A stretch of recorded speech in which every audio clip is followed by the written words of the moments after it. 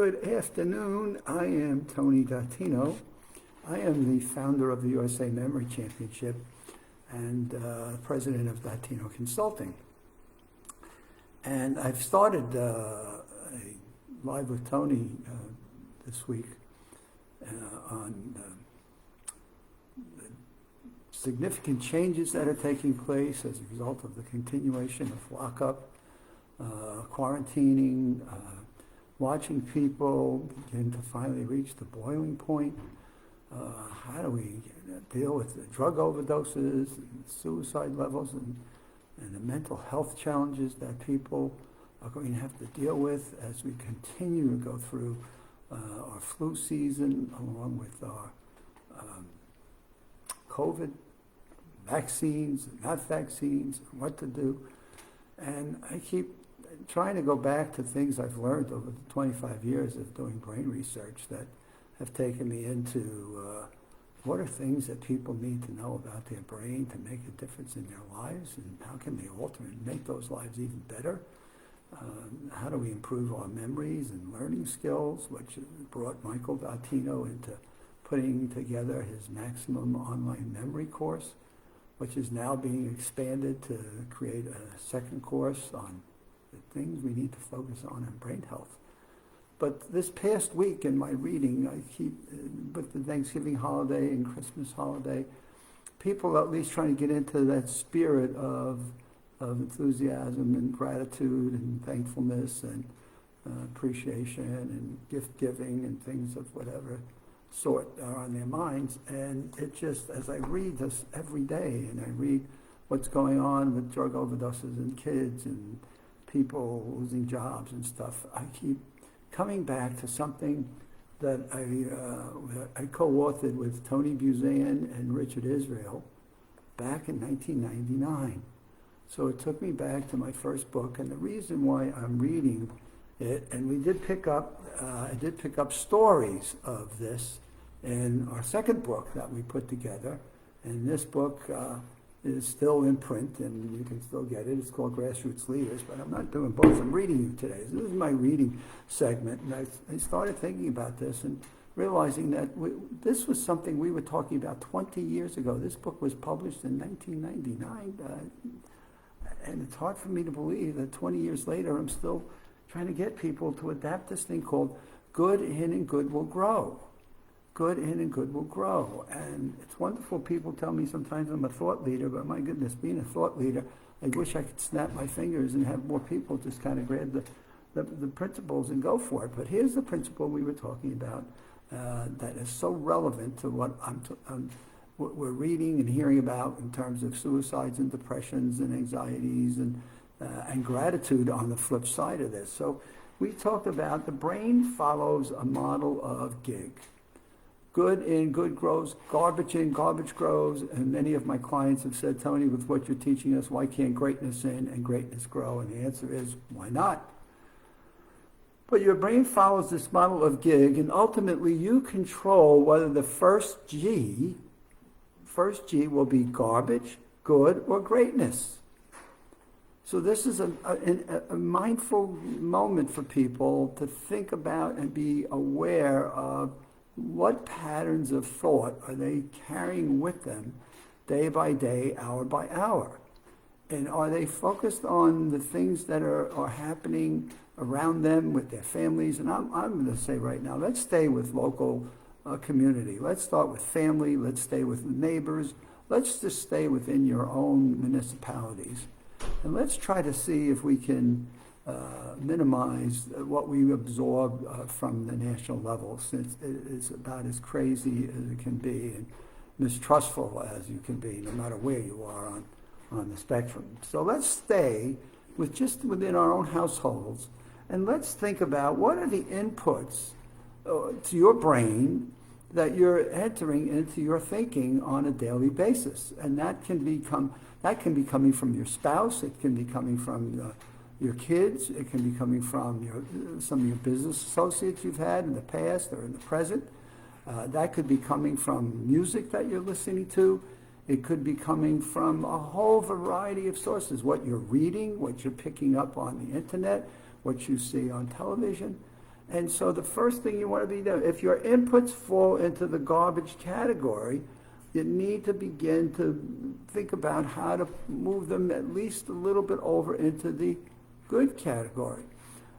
I used to watch the news in the evening, right? Hey, I got to get home from work. I watch the 7 o'clock news, then 10 o'clock and 11, and then say go to bed and sleep well. And as we've gone through the last number of years, it occurs to me that nighttime news has got to be the worst thing you can do, especially if you've got sleep challenges, insomnia or whatever. Because listening to a news report at 10 or 11 p.m. at night, no matter which spectrum or side you're on, somebody's bashing the other side, and there's no unity on either part of it. And we can point fingers on who to blame, but it doesn't matter because it impacts you. And what I'm saying is forget all that. Let's focus on what you're going to bed with every night, what you're waking up with every morning, that's immediately surrounded with your own family, your kids, your spouse, your mom, your dad, your grandparents, your business associates.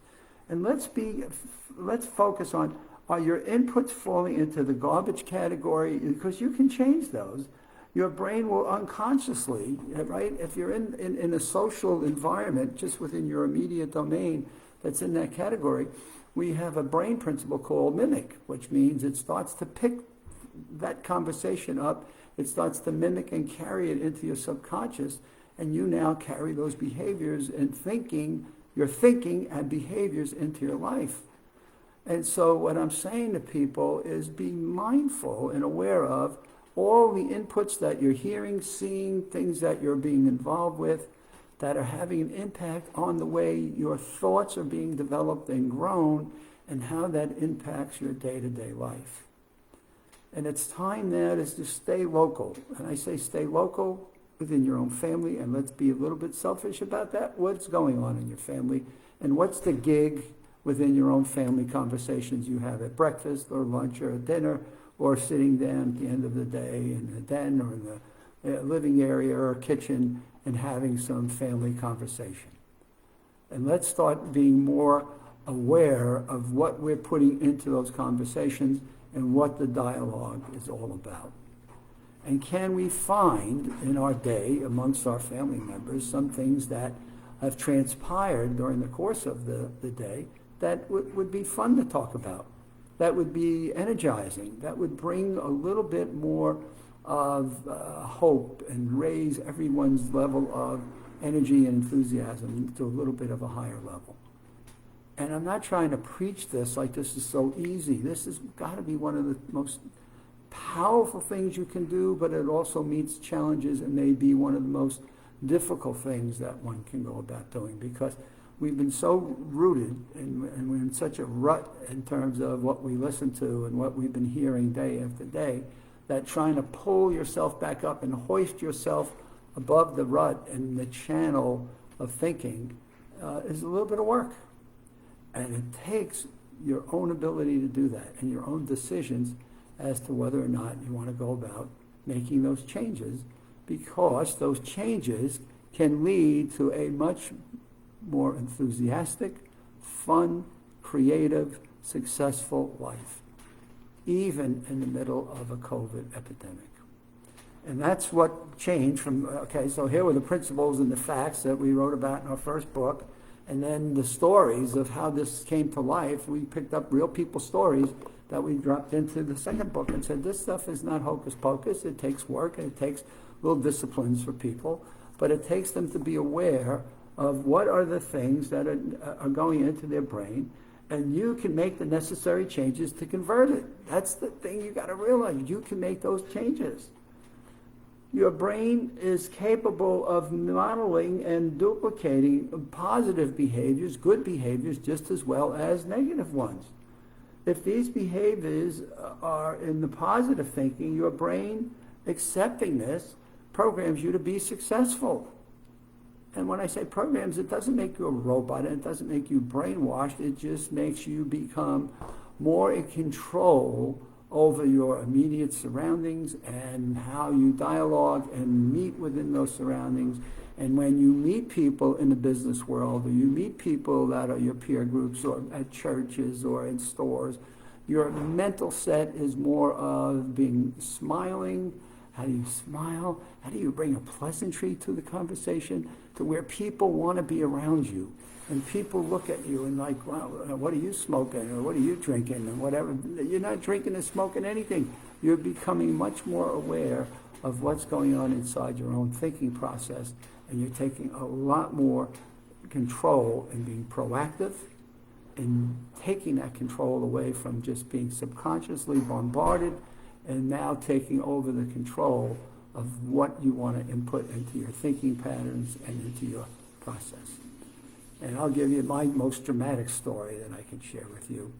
When I became aware of this, now it's going to be 23 years ago, understanding aware of my own synergy of thought. Now again, people don't stop to think about that because we have infinite creative capacities, and who stops to think about that? We have infinite capacity to retain and recall information. Whoever stops to realize that? Well, when I first realized and understood this, and Tony Buzan was my instructor, mentor, and my dear friend, the first thing I had to realize is who are the people that were impacting my inputs and my thinking and which way I wanted to go. And the most challenging person I had to become aware of was my own mom. And boy, I wasn't getting rid of Mom. I wasn't going to throw her out the door and never love her and care for her again. But I wanted to start to think about the conversations I'd have with my mom when I'd go to visit and have a cup of coffee or breakfast, or we'd take her out for lunch or out for dinner. What was she talking about? And my golly, a lot of her synergy, their moms influenced a lot of us. And a lot of her dialogue was not in a good, it's more in a garbage in, garbage growing mode. In fact, if I could have really followed and guided myself through Mom's inputs, I probably would have been living in a cave right now. So stop and start to begin to think about who and what are the things that are influencing your thinking, and how do we begin to make some small changes to those to bring ourselves to a more positive way. And if anybody listening to this broadcast would like to get and send me an email and just have a chat on 15 or 20 minutes on how you can go about doing that, I'd be delighted to offer a few initial steps on how to get the cycle going to where your synergy begins to build greatness into your life and makes a significant difference. I am going to continue on this next week. I'll be back on a Monday. I'm thinking of doing 3 weekdays and then one of the weekend days, and going back from 5 to 4 days a week. I've got a number of things that are going on over the next several weeks that are going to keep pulling me and tugging me, so I want to start to be religious. So I will be back in on Monday at 7, but I think from that I might just go to Monday, Wednesday, Friday, or Monday, Thursday, and so I don't know. I've got to figure this all out, and I'll sort it through, and we'll take it out. But at least for Monday night, you'll see me at 7, and I'm probably going to go Monday, Tuesday, Thursday next week and take it from there. But we'll see where we go, and I'll let you know on Monday. Have a good weekend. Enjoy whatever you're doing, and get out and get a little sunshine, a little nature, and let's start to begin to change our gig.